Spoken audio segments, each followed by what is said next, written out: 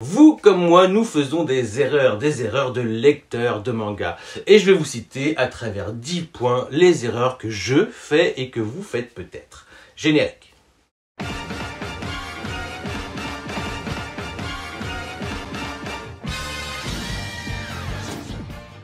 Et on commence avec un dicton connu de tous, mais parfois remis en cause. L'habit ne fait pas le moine. Ou plus clairement, on ne juge pas un livre à sa couverture. Oui, c'est facile à dire et parfois c'est exactement ce à quoi vous vous attendiez. La posture de la meuf presque à poil ne trompe pas, donc il n'y a pas erreur sur la marchandise, si je puis dire. En ce qui concerne le manga, nous pourrions même aller plus loin quant au style graphique de l'œuvre. Je peux vous donner de nombreux exemples d'œuvres dites mal dessinées qui auront rebuté plus d'un lecteur potentiel. Et ce n'est que grâce aux versions animées qui sont revenues sur leur jugement quant à la qualité d'une œuvre. De tête, je pense à l'Attaque des Titans, qui lui est en fait le parfait exemple de couverture et de dessin qui pour ma part m'avait refroidi avant de découvrir la première saison animée. Pour d'autres, il y a Mob Psycho 100 ou encore récemment Demon Slayer. Ce que beaucoup trouvent mal dessiné s'apparente parfois aussi à un style particulier. Et là, je cite bien évidemment du Taiyo Matsumoto pour l'exemple. Je plains véritablement tous ceux qui ne sont pas touchés par le talent graphique de cet auteur. Et dans un autre genre, il y a les vieux dessins. Combien sont passés à côté d'œuvres magistrales d'Osamu Tezuka à cause de ce style au premier abord vieillot, voire enfantin. Et je ne vous parle pas de moi avec les Tsuge. Deuxième erreur, ne pas prendre pour argent comptant les avis et critiques des autres, dont moi. Ni aimer forcément ce que d'autres aiment. Beaucoup se focalisent sur les notes que peuvent donner des sites de référence tels que Manga News ou Notigilon pour savoir si tel ou tel titre est bon. D'autres se laissent charmer par la plume et le talent d'écriture de critiques. Tout droit sorti du très bon site Sens Critique. Et pourtant, il y a de nombreux autres éléments à prendre en compte. Parfois, une œuvre est en avance sur son temps, celui où les lecteurs et les critiques ne sont pas encore réceptifs au style, voire au genre. Je donne un exemple tout bête. Hier, Shiguri était considéré comme un nanar, à qui on aurait donné la note de 6 ou 7, alors qu'aujourd'hui, elle s'approcherait plus du 8 ou du 9 pour certains. Plus clairement, nous n'avons pas tous les mêmes goûts et nous ne sommes pas tous sensibles au même thème, par exemple. Le regard du lecteur, selon moi, selon son âge, ne se portera pas de la même façon sur un shonen ou un seinen, tout comme pour un shoujo ou un josei. Et encore autrement sur du gekika. Parfois, notre genre, qu'on soit un garçon ou une fille, travestit aussi notre ressenti d'une œuvre, surtout si à l'origine elle est écrite pour l'une ou l'autre catégorie ou genre. Nous ne sommes pas tous sensibles au même style de dessin. Parfois, le découpage peut paraître trop complexe pour certains ou le récit trop verbeux pour d'autres. Bien évidemment, ce que nous aimons, nous imaginons que tout le monde peut ou doit aimer. Pour ma part, je sais que j'aime beaucoup d'œuvres qui peuvent paraître un peu osef pour d'autres. Tout comme je sais qu'aujourd'hui, si on nommait le genre de samouraï, le gekika, façon tranche de vie ou autobiographie d'après-guerre, c'est pas du tout mon délire, pour l'instant.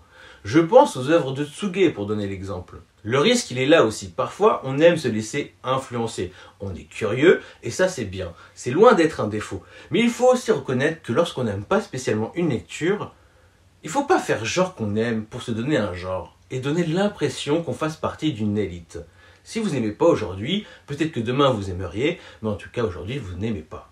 Je considère ça comme une erreur car nous ne devrions pas avoir à nous forcer et rien ne dit que plus tard nous ne serions pas plus sensibles à cette lecture. Troisième erreur, sous-estimer l'apport d'une médiathèque. Je le dis clairement en tant que lecteur, si j'avais su le nombre de trésors qui se cachait dans la médiathèque de ma ville, je me serais goinfré de lecture et j'aurais tout aussi bien pu faire des économies. Mais surtout, on est libre d'y découvrir tous les genres et souvent même de lire des titres plus disponibles dans le commerce, ce qui est une sacrée aubaine.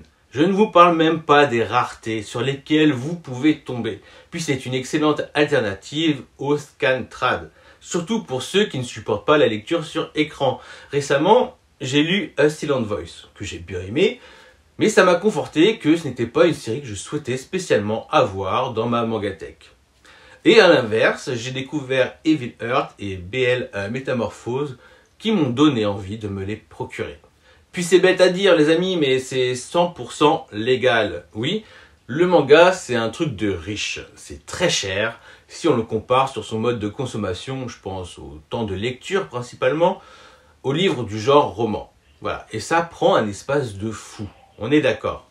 Donc, ne sous-estimez pas les médiathèques près de chez vous, d'autant plus si vous n'êtes pas prêt de passer à la lecture numérique. Voilà, plutôt que Scantrad. Quand c'est pas disponible, on va pas forcément sur Scantrad, il y a aussi le numérique. Sinon, Scantrad. Quatrième erreur, et pour moi pas le moindre, acheter de l'occasion tome par tome. Chacun a son idée quant à comment commencer sa mangathèque. Et surtout, comment acheter sur le marché de l'occasion. Eh bien, pour ma part, je vous déconseille, mais tellement fort, d'acheter vos mangas tome par tome. Je crois bien que c'est la plus belle idiotie à faire. Et je ne vous parle pas du cas où vous avez un trou et où il va falloir le combler. Je vous parle du fait que vous vous causez des trous vous-même et que c'est loin, mais vraiment loin, d'être économique. Dans le genre, je vais faire un move pourri, et ben c'est celui-là le meilleur. Sans parler que vous vous retrouvez avec une série tellement incomplète que jamais vous la lirez. Du moins en intégralité. Je le sais, je l'ai fait cette erreur. Enfin non. Moi, le genre d'erreur que je faisais était quand même bien moins grave. Je me retrouvais par exemple avec les 14 premiers tomes d'une série pour une bouchée de pain. Pour me rendre compte, par la suite, que je devais vendre un rein, heureusement j'en ai deux, pour avoir la suite. Mais là encore, tu peux sauver les meubles. Grave, un autre zigoto comme toi qui fera la même erreur. Et ainsi pouvoir au moins revenir sur vos frais. Et finalement acheter la série complète lorsqu'on la trouvera. Ou alors, vous vous ruinez et vous vous procurez les tomes qui vous manquent. Voilà. Après, je comprends le délire, hein. Le plaisir de chiner. Le plaisir de chiner pour certains, mais ce n'est vraiment pas un conseil à donner, sauf si vous êtes en partenariat avec une entreprise qui revend des mangas d'occasion et que vous ne le dites pas. J'ai acheté le tome 14 parce qu'il était trop pas cher alors que tu n'as que le tome 8 dans ta mangathèque, c'est juste débile. Sans parler du fait qu'à partir du tome 16, ça spécule à tout va jusqu'au tome 34 pour atteindre des sommes à 3 chiffres pour un seul tome. Oui, il y a du vécu, j'ai mes propres casseroles sur une série à 34 tomes. Oui, j'ai payé une blinde sur les 6 derniers tomes. Donc je sais de quoi je parle. Cinquième erreur qui me concerne personnellement, ne pas m'être mise à jour lors d'une nouvelle édition. Je pense qu'un des plus grands regrets que j'ai aujourd'hui, c'est de ne pas m'être mise à jour quant aux séries que je possédais dans les éditions J'ai lu lorsqu'ils ont été réédités par Tonkam. À cette époque, je ne voyais pas l'intérêt de me racheter une série que j'avais déjà complète.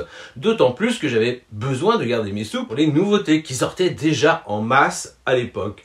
Je ne voyais tout simplement pas ma consommation de manga comme une collection au sens propre du mot.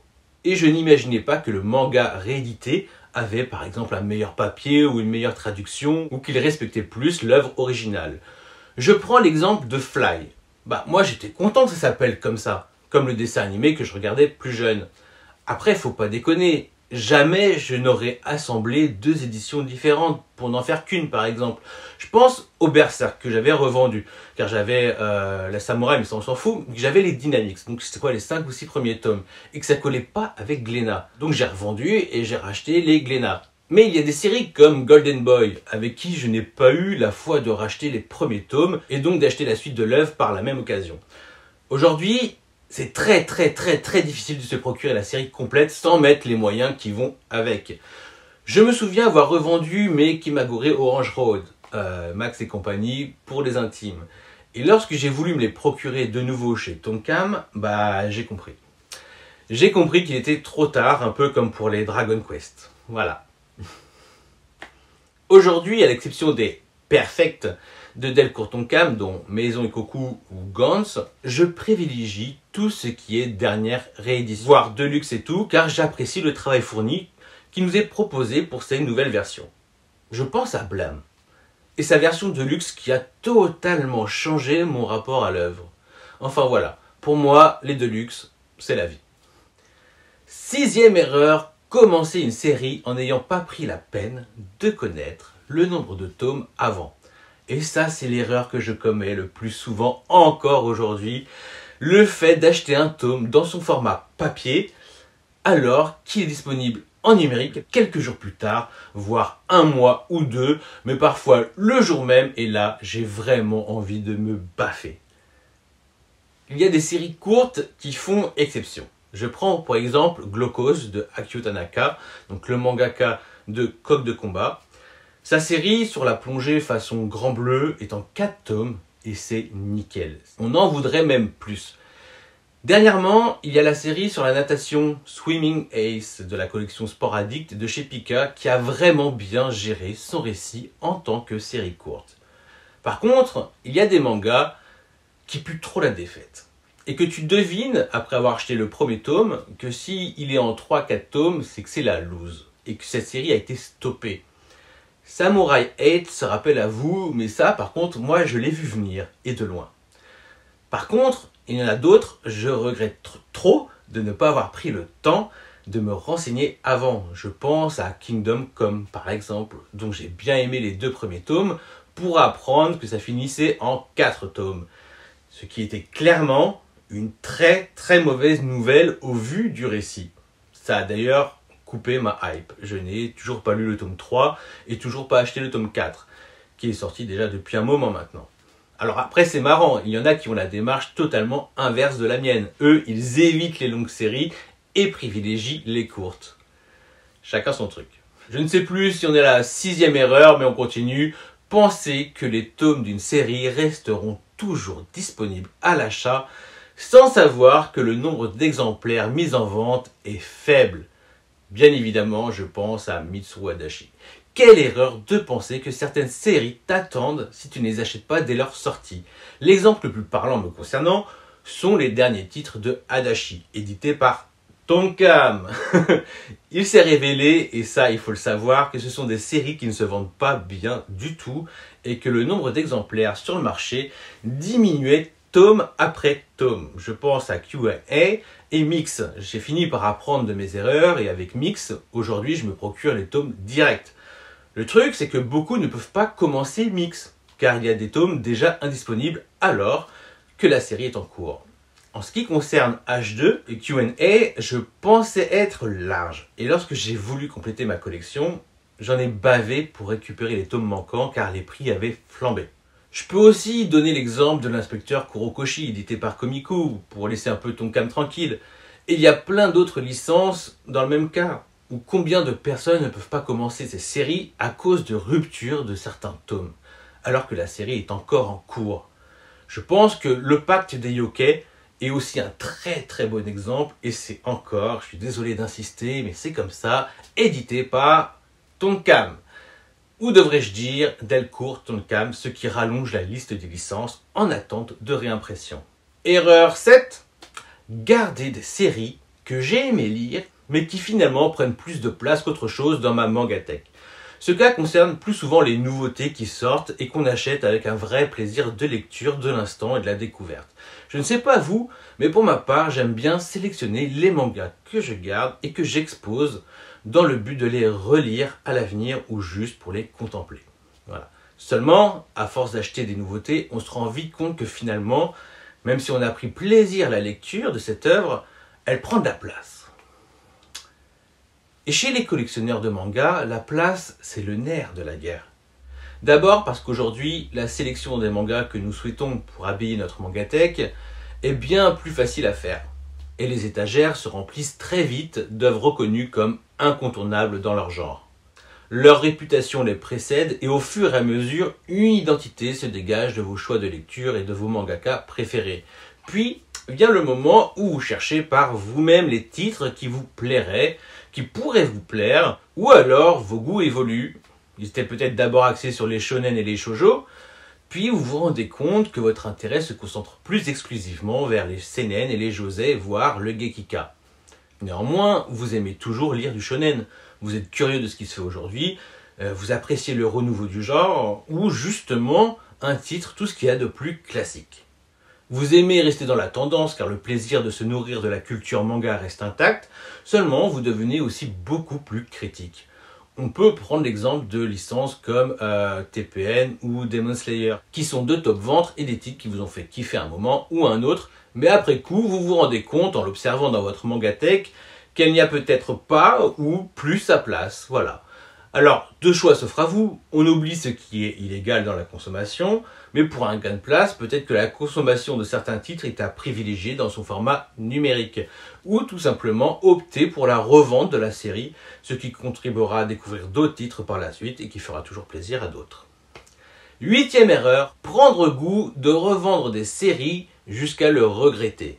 Il arrive forcément une phase de revente. Bon, il y a toujours des énergumènes qui font exception, qui ne revendent jamais rien et dont leurs étagères est remplie de bouse. Après, chacun son délire. Le truc lorsqu'on revend certains de ces mangas, c'est qu'on se rend compte aussi de l'argent qui rentre. Et d'autant plus si parmi ceux-là, il y a des tomes rares et des séries recherchées, car plus commercialisées.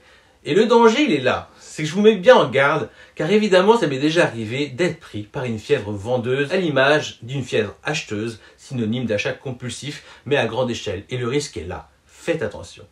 Je suis perdu dans le nombre d'erreurs, on va dire 7 ou 8. Pensez qu'on n'aime pas une œuvre ou un auteur à ce jour pour X raisons, et pensez qu'on ne l'aimera pas à l'avenir non plus. Il est évident que nos goûts changent tout au long de notre vie, que ce soit déjà via la bouffe, mais aussi concernant nos loisirs.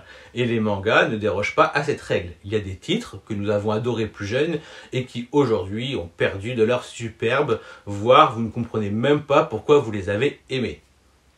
Mais l'inverse est également vrai. Il y a des mangas qui vous ont fait rompiche.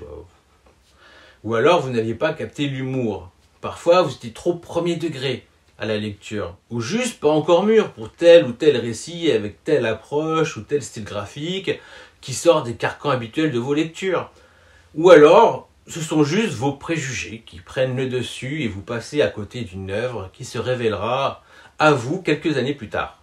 Car l'erreur serait là, c'est que d'imaginer que vous n'avez pas aimé un titre d'un auteur, que vous n'aimerez pas une autre de ses œuvres. Combien d'entre nous ont feuilleté un tome de Monster pour le reposer en se disant « ça n'a pas l'air d'être mon truc ». Voilà. Combien d'entre nous, pour pas dire d'entre vous, se sont réputés à la vue du dessin de Taiyo Matsumoto, disons trop particulier. Combien se sont dit qu'ils n'aimaient pas le sport, et encore moins le basketball, et qui n'ont jamais encore lu Slam Dunk. Combien ne se sont pas intéressés au manga de l'habitant de l'infini après avoir regardé l'animé. Combien se sont arrêtés à la couverture et au format Bunko de l'école emportée pour découvrir ce titre qu'en 2021. Combien n'ont pas pris le temps de lire Beck, Nana, Nodami Cantabile, Kids on the Slope et Blue Giant parce que ce sont des mangas qui traitent de musique mais sans musique. Puis viendra le jour où vous serez sous le charme d'un manga où la protagoniste est une danseuse étoile alors que vous ne jurez que par le foot. Viendra le jour où vous commencerez One Piece, Détective Conan, JoJo's Bizarre Adventure et Hajime no Ippo, alors que les séries longues vous ont toujours effrayé. Viendra le jour où vous découvrirez du Osamu Tezuka, alors que vous avez toujours fait mine de ne pas écouter les recommandations de vos potes. Viendra le jour où vous lirez ce que vous croyez être un shoujo, mais en cachette, car vous n'aviez jamais fait la différence avec un josei. Et viendra le jour où vous lirez du Adachi, et vous comprendrez. Sur ce, prenez soin de vous, je vous dis à bientôt pour une nouvelle vidéo. Ciao!